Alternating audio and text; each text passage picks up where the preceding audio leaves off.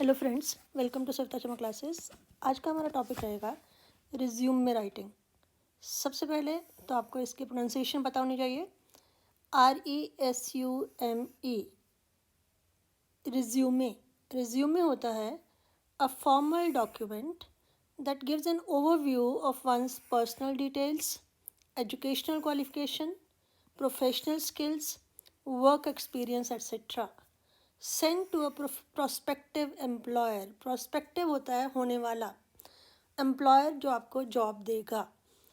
तो जॉब के लिए जब आप अप्लाई करते हैं तो उसके पहले आप अपनी पर्सनल डिटेल्स जैसे आपका नेम, डेट ऑफ बर्थ, कई बार father's name, address, email address, फिर आपकी पर्सनल जो भी आपकी एजुकेशनल क्वालिफिकेशंस हैं, जो आपने पढ़ाई की है, और उसके साथ ही जिस जॉब के लिए आप अप्लाई कर रहे हैं उसके रिलेटेड आपका कोई वर्क एक्सपीरियंस है या कोई पर्टिकुलर स्किल्स हैं जो आपकी जॉब में हेल्पफुल हो सकती हैं, आपके एम्प्लॉयर को उसके बारे में मालूम होना चाहिए। तो ये बातें हम एक डॉक्यूमेंट की फॉर्म में अपने होने वाले एम्प्लॉयर को भेजते हैं, तो उसको बोलते हैं रिज्यूमे।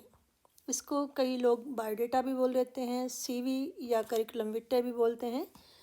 और जो भी स्टूडेंट ग्रेजुएशन कर रहा है या पोस्ट ग्रेजुएशन कर रहा है, जो आगे जॉब लेने का इच्छुक है, उनको रिज्यूमे राइटिंग की ज़रूरत पड़ती है, चाहे वो प्राइवेट जॉब के लिए है चाहे गवर्नमेंट जॉब के लिए है।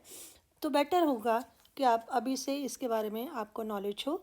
और सेकेंडली, आपके एग्ज़ाम के पर्पज़ से तो ये इम्पॉर्टेंट है ही, क्योंकि आपके एग्ज़ाम का ये पार्ट है क्वेश्चन पेपर का। सॉरी। तो आइए स्टार्ट करते हैं रिज्यूम में राइटिंग। तो क्वेश्चन किस तरह से आता है, you wish to apply for the post of a clerk in some college, write your resume with a suitable covering letter for the post. तो अगर आपको इस तरह का क्वेश्चन आया, मैं बात कर रही हूँ AECC के पेपर की, BA BSc BCom के फर्स्ट ईयर के स्टूडेंट्स के लिए, तो उनके लिए अगर इस तरह का क्वेश्चन आता है तो दैट मीन इसमें 2 पॉइंट्स हैं। एक तो है राइट योर रिज्यूमे, लेकिन साथ में है with a suitable covering letter. तो 2 पॉइंट्स हैं। कई क्वेश्चन ऐसे होते हैं जिसमें कवरिंग लेटर के बारे में नहीं मेंशन होता है, तो वहाँ आप केवल रिज्यूमे देते हैं। लेकिन अगर ऐसा क्वेश्चन है तो इसमें आपको दोनों चीज़ें चाहिए। तो कवरिंग लेटर में क्या होता है, जैसे आप एक जॉब एप्लीकेशन लिखते हैं, उसमें सबसे टॉप पर आपका सेंडर्स एड्रेस, उसके बाद एक लाइन छोड़कर आपकी डेट ऑफ बर्थ, सॉरी आज की डेट, उसके बाद एक लाइन छोड़कर रिसीवर्स एड्रेस जिसको आप एड्रेस कर रहे हैं, फिर सब्जेक्ट, और उसके बाद आपको कहाँ से पता चला कि वहाँ पर पोस्ट खाली है, रिक्त है, वेकेंट है, अगर किसी न्यूज़पेपर में आई है तो उसका रेफरेंस। और उसके बाद हम सिंपल वर्ड्स में लिखते हैं कि I want to apply for that post and I am eligible, I fulfil all the eligibility criteria, और if given a chance I will try to do my best, thanking you, और नीचे yours faithfully और आपका name और ऊपर signature. तो ये होगा आपकी कवरिंग लेटर। और उसके बाद जो रिज्यूमे लिखते हैं उसमें कवरिंग लेटर में आपको बताना पड़ेगा that my resume is enclosed along with this application. वहाँ पर आप रिज्यूमे नहीं लिखेंगे, केवल उसकी कवरिंग लेटर लिखेंगे। उसके बाद रिज्यूमे राइटिंग में जैसे मैंने बताया पर्सनल डिटेल्स, उसमें नेम, डेट ऑफ बर्थ, आपका address, email address, contact number, फिर आपकी क्वालिफ़िकेशन, एकेडमिक क्वालिफ़िकेशन, फिर कोई प्रोफेशनल क्वालिफ़िकेशन अगर है तो, कोई एडिशनल क्वालिफ़िकेशन जो आप मेंशन करना चाहते हो, कोई आपके पास स्किल्स हैं जो आपकी जॉब में हेल्पफुल होंगी, और उसके बाद आप रेफरेंसेस भी देते हैं, और अगर वर्क एक्सपीरियंस है उसका भी मेंशन करते हैं, और रेफरेंसेस देते हैं कि कोई 2 विशिष्ट व्यक्ति जिनको वो रेफ़र कर सकें आपके कैरेक्टर वगैरह के बारे में जानने के लिए। तो आइए स्टार्ट करते हैं इस लेटर और इस क्वेश्चन के आंसर के लिए। तो हमें बताया गया है कि आप अप्लाई करना चाहते हैं for the post of a clerk in some college. तो 2 पॉइंट्स हैं, एक तो क्लर्क के लिए अप्लाई करना चाहते हैं और किसी कॉलेज में अप्लाई करना चाहते हैं, और आपको एक कवरिंग लेटर देनी है और साथ में रिज्यूमे देना है। अब कवरिंग लेटर के लिए जैसे मैंने बताया, सबसे पहले हम देते हैं सेंडर्स एड्रेस, आपका पता। तो वो आप अगर तो रियल लाइफ में रिज्यूमे लिख रहे हैं तो आप अपना पता देते हैं, लेकिन एग्जामिनेशन पॉइंट ऑफ व्यू से कोई और पता दिया जा सकता है। जैसे मैंने दिया है 17, दैट इज़ हाउस नंबर, फिर कॉमा, फिर मॉडल टाउन, फिर कॉमा और नीचे जालंधर। तो ये मेरा एक इमेजिनरी एड्रेस है। उसके बाद सेंडर्स एड्रेस के बाद एक लाइन हम छोड़ देते हैं, फिर हम आते हैं डेट। तो आज की डेट February 9, 2022। तो इसमें जब आप डेट लिखते हैं तो आपको किस बात का ध्यान रखना होता है, आपकी जो मंथ है उसके स्पेलिंग कंप्लीट हों, एफ इसका कैपिटल होगा, उसके बाद डेट जैसे 9, और क्योंकि 9 और जो आपका ईयर है उनको डिफ्रेंशिएट करना है, अलग अलग करना है, तो बीच में आएगा कॉमा। तो ये है हमारा लेटर में या कहीं भी डेट लिखने का स्टाइल। जैसे मान लीजिए मार्च 8 है तो मार्च, फिर 8, फिर कॉमा, फिर उसको डिफ्रेंशिएट करते हैं। अगर यही आपने 9 पहले लिखा होता, 9th February, तब आप कॉमा नहीं भी लगाते तो चलता, लेकिन यहाँ पर इन दोनों को सेपरेट करना है, इसलिए हमने बीच में लगाया कॉमा। तो सबसे पहले आपका सेंडर्स एड्रेस यानी कि आपका एड्रेस, उसके बाद डेट, फिर एक लाइन छोड़कर रिसीवर्स एड्रेस, रिसीवर जिसको आप एड्रेस कर रहे हैं। अब यहाँ पर क्योंकि आपको बताया गया है कि आप किसी कॉलेज में एक क्लर्क की पोस्ट के लिए अप्लाई करना चाहते हैं, तो मुझे किसी कॉलेज का नाम देना पड़ेगा। तो क्योंकि ये जालंधर का एड्रेस था तो हमने यहाँ पर भी जालंधर का कॉलेज ले लिया, the principal DAV college Jalandhar. तो ये है रिसीवर्स एड्रेस। क्योंकि प्रिंसिपल इंचार्ज होते हैं किसी कॉलेज में, तो हमें उनको एड्रेस करना होगा। उसके बाद आएगा सब्जेक्ट, सब्जेक्ट का SUB काफ़ी है। उसके बाद सब्जेक्ट क्या है, application for the post of a clerk. वो हमें दिया गया है अपने क्वेश्चन में कि हमें एक क्लर्क की पोस्ट के लिए अप्लाई करना है। उसके बाद आता है रिस्पेक्टेड सर। उसके बाद जैसे मैंने कहा कि हमें कहाँ से पता चला कि उनके कॉलेज में कोई क्लर्क की पोस्ट वेकेंट है, with reference to your advertisement. Advertisement उन्होंने इश्तिहार दिया, उन्होंने एडवर्टाइज़ किया। कहाँ पर किया, इन द ट्रिब्यून। ये न्यूज़पेपर का नाम है, इसको हम इन्वर्टेड कॉमर्स में लिखते हैं, द का T कैपिटल और ट्रिब्यून का T कैपिटल।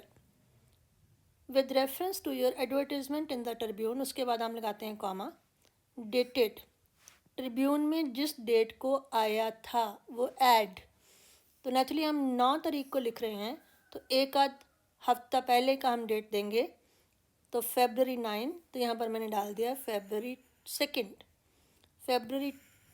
2। तो ये एक पर्टिकुलर फॉर्मेट है जो आप लाइंस याद भी कर सकते हैं। इसमें यहाँ पर चाहे ट्रिब्यून किसी में भी लिख सकते हैं, लेकिन डेट जो है वो आपको इसके हिसाब से लिखनी होगी। ऐसा नहीं है कि आप फरवरी में बात करें तो यहाँ पर मार्च की डेट डाल दें।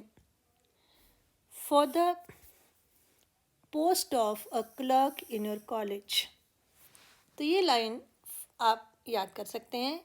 उसमें जिस भी किसी की पोस्ट के लिए क्लर्क की जगह अगर टीचर है तो टीचर लिखते हैं, अगर लेक्चरर है लेक्चरर लिखते हैं, अगर मैनेजर है मैनेजर लिखते हैं, अकाउंटेंट है अकाउंटेंट लिखते हैं।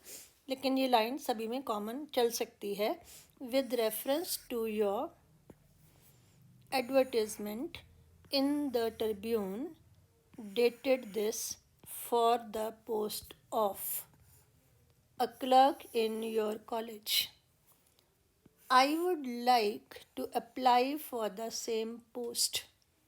मैं उसी पोस्ट के लिए अप्लाई करना चाहता हूँ या चाहूँगा। उसके बाद जैसे मैंने बताया कि हमने केवल कवरिंग लेटर लिखनी है, इसमें पूरा बायोडाटा नहीं लिखना है। आई fulfil all the eligibility criteria for the post. इस पोस्ट के लिए जो भी एलिजिबिलिटी क्राइटेरिया है मैं सबको पूरा करता हूँ। जैसे जो भी एजुकेशनल क्वालिफिकेशन रिक्वायर्ड है वो मेरे पास है, और वो हम लिखेंगे रिज्यूमे में। लेकिन यहाँ पर my resume is enclosed with this application. मेरा रिज्यूमे इस एप्लीकेशन के साथ संलग्न है या दिया है, अटैच्ड है। बस इतना लिखना हमने यहाँ पर।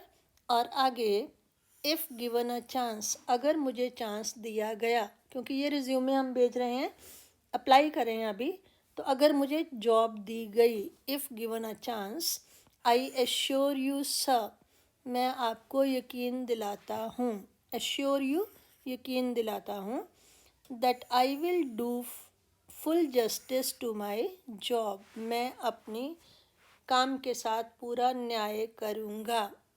आई will give my best to the institution, I will do full justice to my job. तो इतनी कवरिंग लेटर काफ़ी है। उसके बाद थैंकिंग यू, फुल स्टॉप, और नेक्स्ट लाइन में योर्स फेथफुली। यहाँ पर क्या ध्यान रखना है, ज़्यादातर स्टूडेंट मैंने देखा है कि योर के बाद एपोस्ट्रॉफी कॉमा लगा देते हैं फिर एस लगाते हैं, वो गलत होता है। तो यहाँ पर एपोस्ट्रॉफी कॉमा नहीं चाहिए। योर्स का वाई कैपिटल होगा, लेकिन फेथफुली का एफ स्मॉल होगा। योर्स फेथफुली, आगे कोई भी नाम मैंने लिख दिया राकेश शर्मा। ये जरूरी नहीं कि मेरा नाम है, कोई भी नाम मैंने लिख दिया। तो ये हमने एक कवरिंग लेटर बना दी उस पोस्ट के लिए अप्लाई करने के लिए। अब हम आते हैं रिज्यूमे की तरफ। तो रिज्यूमे का एक सेट फॉर्मेट होता है, जैसे मैंने बताया, उसको आप नंबर वाइज भी लिख सकते हैं। Number 1 name. अब नाम क्योंकि मैंने यहाँ पर राकेश शर्मा लिखा था तो मुझे यहाँ पर भी वही लिखना होगा। फादर्स नेम, तो उसमें भी लास्ट में शर्मा आना चाहिए, क्योंकि ये चीज़ें दी नहीं है लेकिन हमारी कॉमन सेंस बताती है कि राकेश शर्मा के फादर भी कोई शर्मा होंगे। तो हमने बना दिया श्री एस के शर्मा। आगे डेट ऑफ बर्थ। जब आप डेट ऑफ बर्थ लिखेंगे तो वहाँ पर भी आपको कुछ ध्यान रखना पड़ेगा कि आप आमतौर पर एक व्यक्ति किस एज ग्रुप में अप्लाई करता है। 25 से 30 की एज में, जब उसकी एजुकेशन कंप्लीट हो जाती है, या तो इमीडिएटली उसके बाद या फिर 2-3 साल कहीं और काम करके उसके बाद। तो मैंने डेट ऑफ बर्थ दी है 1996, क्योंकि अब है 2022। तो दैट मीन्स कि 4 + 22 26 ईयर्स का लड़का होगा। इसमें आप 97, 98 जो भी आप देना चाहें, लेकिन मोटे तौर पर आपको अंदाज़ा होना चाहिए कि आपकी एज उस समय कितनी दिखानी है। फिर एड्रेस, तो एड्रेस वही देंगे जो हमने यहाँ पर दिया है। तो यहाँ पर हमने सेम एड्रेस दे दिया, 17 मॉडल टाउन जालंधर। फिर कॉन्टैक्ट नंबर, क्योंकि आजकल ज़्यादातर फ़ोन पे या मेल पे आपको कम्युनिकेट किया जाता है, तो आप यहाँ पर मोबाइल नंबर दें, और अगर आपकी ईमेल आईडी हो तो नेक्स्ट पॉइंट पे ईमेल आईडी डालकर उसका एड्रेस भी दे सकते हैं। तो ये तो हो गए आपके पर्सनल डिटेल्स। उसके बाद है एकेडमिक क्वालिफ़िकेशंस। आपने पढ़ाई में क्या क्या किया है, उसमें कौन सा एग्ज़ाम पास किया, किस ईयर में किया, किस बोर्ड यूनिवर्सिटी से किया, क्या परसेंटेज ऑफ मार्क्स थी। तो यहाँ पर आपने ये देखना है कि आप किस पोस्ट के लिए अप्लाई कर रहे हैं। आप करें क्लर्क की पोस्ट के लिए तो उसके लिए ग्रेजुएशन काफ़ी है। अगर आप चाहें तो पीजी भी लिख सकते हैं, एमए एमएससी वगैरह भी डाल सकते हैं, लेकिन आमतौर पर ग्रेजुएशन काफ़ी है। तो मैंने उसमें लिख दिया बीकॉम। यहाँ पर आपने ध्यान रखना है, कोशिश करनी है कि जो एग्ज़ाम सबसे बड़ा है, जो क्लास सबसे बड़ी है, वो सबसे पहले आए। जैसे बीकॉम आपने मैक्सिमम किया है तो बीकॉम सबसे पहले, फिर उसके बाद +2, उसके बाद मैट्रिक। तो अब है 2022, तो मैंने उसके 6 साल पहले लिख दिया कि 6 साल पहले मैंने बीकॉम की। तो 16 में कर दी। अब क्योंकि हम जालंधर में रहते हैं, ऐसा हमने शो किया है, तो हमें यूनिवर्सिटी या बोर्ड भी प्रेफरेबली अगर हम पंजाब का लिखें तो बेटर होगा, तो वहाँ पर GNDU, गुरु नानक देव यूनिवर्सिटी। अगर आपको वो नहीं आता, जरूरी नहीं आपने जलंधर का एड्रेस लिखना है, आप हिमाचल का भी लिख सकते हैं, तो यहाँ पर Himachal board of school education आ जाता। और परसेंटेज ऑफ मार्क्स, यहाँ पर भी थोड़ा सा आपने बीच का रास्ता चुनना है, बहुत ज़्यादा भी नहीं देना है, बहुत कम भी नहीं देना है। बहुत कम देंगे तो आपके सिलेक्शन के चांसेस कम हैं, और अगर बहुत ज़्यादा देंगे तो वो भी थोड़ा सा जेन्युइन नहीं लगता, रियल नहीं लगता। तो मैं ये बात कर रही हूँ जब आप एग्ज़ाम में अपना रिज्यूमे देते हैं, लिखते हैं। जब आप रियल लाइफ में लिखते हैं तब तो जो भी आपके एक्चुअल मार्क्स होंगे वही लिखेंगे। तो यहाँ पर मैंने बीच का रास्ता चुना, 65% दे दिए कि इस रेंज में कोई भी स्टूडेंट जो है वो बाद में क्लरिकल में भी अप्लाई करना चाह सकता है। उसके बाद +2, तो क्योंकि बीकॉम में 3 साल लगते हैं तो मैंने यहाँ पर 2013 लिखा है। इसका बोर्ड CBSE लिखा है और मार्क्स इसमें लिखे हैं 70%। उसके बाद मैट्रिक 2 साल पहले होगी तो 2011, यहाँ भी सेम बोर्ड लिख दिया और यहाँ पर मार्क्स अंदाजे से 68%। अब यहाँ पर क्योंकि पोस्ट क्लर्क की है इसलिए हमने केवल बीकॉम तक अपनी क्वालिफिकेशन दिखाई है। BA भी दिखा सकते हैं, BSc भी दिखा सकते हैं, BCA भी दिखा सकते हैं, जो ग्रेजुएशन लेवल की। लेकिन अगर कोई और पोस्ट होगी तो उसके अकॉर्डिंगली आपको ये क्वालिफिकेशन शो करनी पड़ेगी। तो ये थी आपकी एकेडमिक क्वालिफिकेशन। उसके बाद है कोई भी एडिशनल क्वालिफिकेशन आपने हासिल की है तो वो क्योंकि क्लरिकल पोस्ट है तो मैंने शो कर दिया diploma in computer application from NIIT Jalandhar.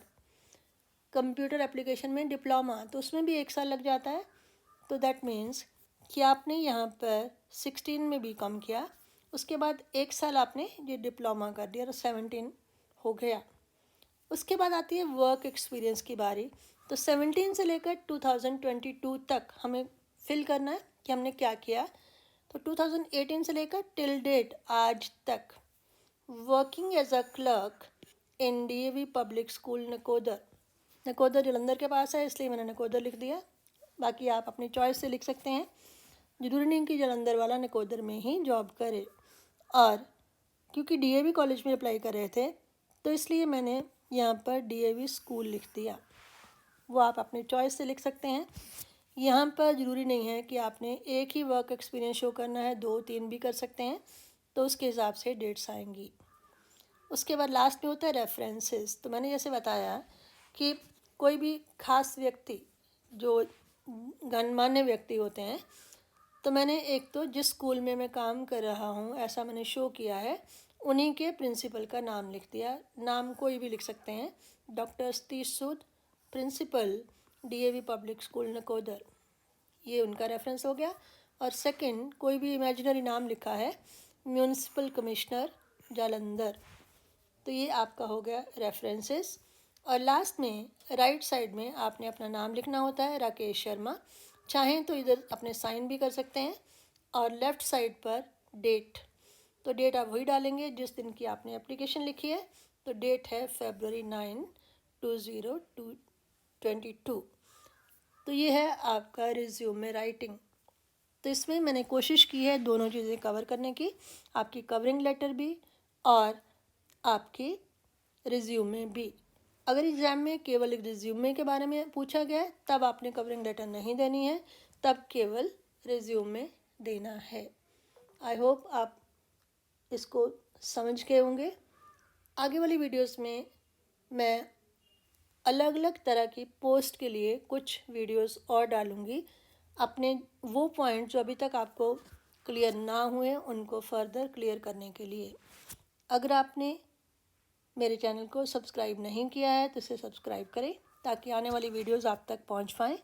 और अगर मेरी वीडियो पसंद आए तो अपने फ्रेंड सर्कल में शेयर करें। Thank you.